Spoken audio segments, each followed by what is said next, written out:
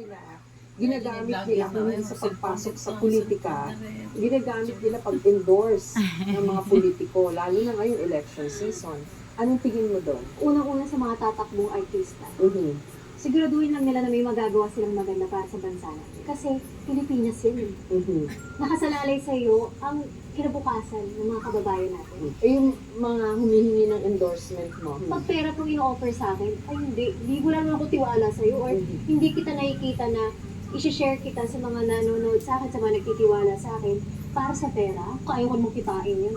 Pero kung mag-i-endorso ka ng isang tao, may tiwala ka. Go! Use your influence for a good influence. Opo. Wala kayo naman utang ko, 20. Yung iyong vlog ba, Ivana, relevant sa nangyayari ngayon sa ating lipunan? Mostly, I try. Lahat po yun ay walang script at kung ano po talagang nangyayari. And I think it's very relevant, yes. So gusto mo rin gamitin yung platform mo to focus dun sa